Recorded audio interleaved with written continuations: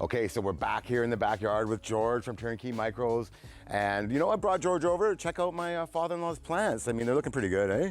I'd say so, 7 feet tall. Yeah, I mean, doing good. especially considering that we don't know what we're doing, right? A, and B, we started a month late. So super happy with how they're looking. And you know, it was really cool. Like my father-in-law is a, you know, first generation Indo-Canadian, came over here in the 70s. Farming is in his blood. And one day we were sitting upstairs and we were talking about, you know, just shooting the breeze and saying, hey, you know, talking about, you know, retirement and talking about life back in India. He comes from a small village called Gagara. It's just outside of Jagron in India. Shout out to the Gagara FC football club.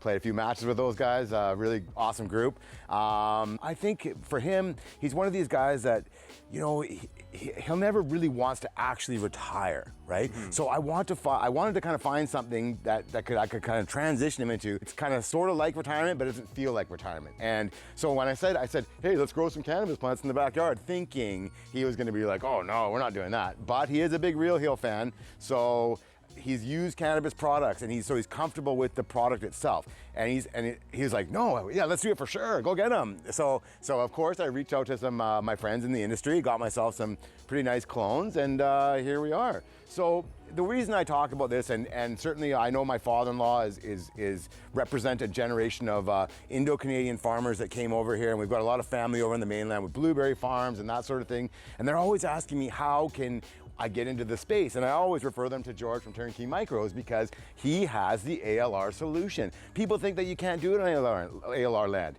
You can, can't you, George? You definitely can. So as we were talking about earlier, the key here is understanding the farm use regulations with the ALC. Just to break it down real quick, basically you need to be designated as growing outdoor and you can't use concrete. And so those are basically the restrictions. That's the rules. Them's the rules. Yeah. So at a baseline, a lot of people get hung up on like the indoor production, and they say, oh, I can't build an indoor. That's actually not true. You can. Right. There's ways of constructing your building that doesn't require a concrete foundation. Yeah, we've got some great solutions for that. Yeah. There's lots of examples. What we're really excited about is the cost effectiveness of using hybrid greenhouses, and that's what the turnkey system is all about. So we've worked with a manufacturer to dial in a design for a cannabis greenhouse. It's designed specifically for cannabis. It's insulated, it's climate controlled, it's light depth, it's light assisted. We've got dehumidification, we've got heating, we've got fans, we've got the whole thing. Can you explain like a light depth for those that don't know what that is exactly? Yeah, so these greenhouses are semi-automated. That's what, again, the Turnkey microsystem is all about, trying to make things easy and accessible. So with light depth, the idea is that you're manipulating the number of sunshine hours the plants are getting. Right. So you can force it to flower every time. Right. So this is part of the reason that we're able to bang out crops every month of the year. That's awesome, man. Is a big deal. That's awesome, especially in you know, colder climates. That's a real big challenge, right? So, and to the climate factor, we've got clients right across Canada right now. You know, you will have to take a slightly different approach depending on how cold your winter months get. Right. But last winter was quite cold here on the island, where we're growing out in Souk. It was sustained -10 for a couple weeks. Wow. No issue. Wow, that is unbelievable. The greenhouse is double walled and insulated. Yeah. So that when you are heating it, it can retain that heat. That's awesome, which is man. a big deal. That's unbelievable.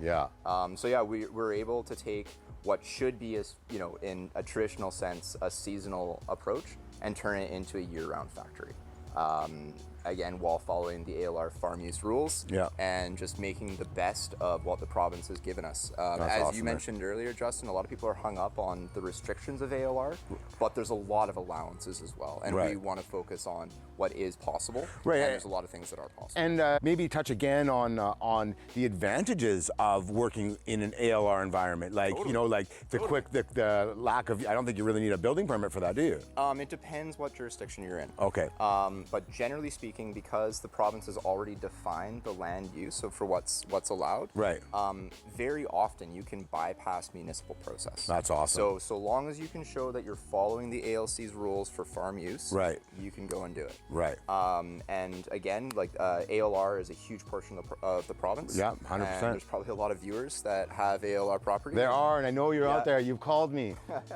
And there are solutions, and we're real happy about our solution because the time to build is very shortened in comparison to an indoor. We can build a greenhouse structure in 7 days. We can integrate it in a month.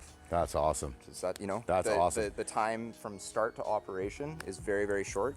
The build cost is about 1/3. I'll say that again, 1/3 the cost. And anybody that's really seriously looked into doing a micro facility knows that's a huge cost savings. So that's not 1/3 savings. That's 2/3 savings. Right. So for the same cost of doing one indoor, you can do 3 of these. Correct. So awesome. you know, do the math on that. Right. Right. And then I, you know, because you're using, this is free.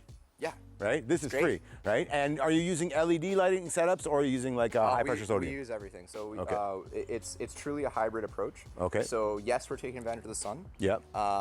It is a greenhouse, so that comes with a certain amount of environmental variance. Right. But we are controlling the environment inside the greenhouse. Right, as of well. course. So we have full dehumidification. We've got full lighting. So if the sun isn't shining, or if you need to veg at night, or say it's in the middle of winter and you're drawing the curtains for a little bit more R value on your insulation, right, you can just treat it as if it's an indoor. Right. So you've got an indoor environment when you need it and when you need to treat it like an indoor, and you've got the outdoor cost savings when it's here, like a day like today. That's awesome. So what do you think, like like indoor versus outdoor operating expenses? What do you think? Well, that's going to depend on strain and the operator big time. Like okay. There's a lot of variance from operator to operator. Right. Yeah, that's true. If we're very talking true. just ballpark numbers, yeah, anywhere between $1 to $1.50 for operating costs per gram indoor is pretty normal. Yeah. So $1 to $1.50 is what it costs to grow indoors. Right. We're half that.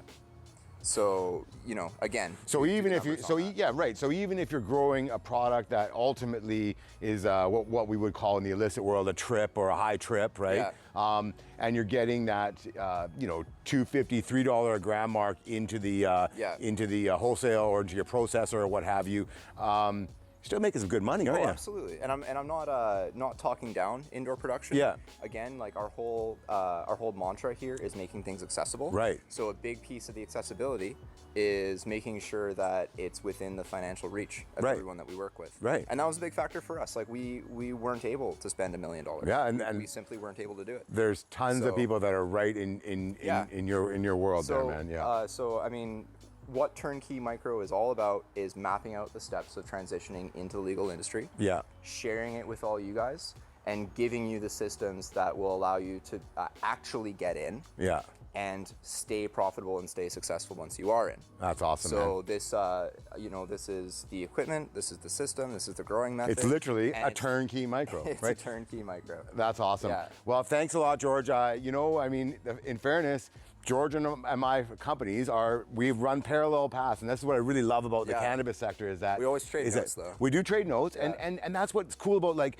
there's a lot of collaboration that goes on in this industry, and that's what I really love about it is that we can work together. We're servicing the same type of clients a lot of the time, but you know what? This means a lot to me. Yeah. Right. The fact that I can sit here with somebody who in other industries we definitely wouldn't be doing a public video together, right? Coke and Pepsi. Right. We're Coke and Pepsi having a video together. Not going to happen. But you know what? George is an awesome human being, and that's really the most important thing to me. And what they're doing is amazing, and I can't wait to see these guys flourish and help them flourish. So thanks again for tuning into this extended version of the interview, and we'll see you next week.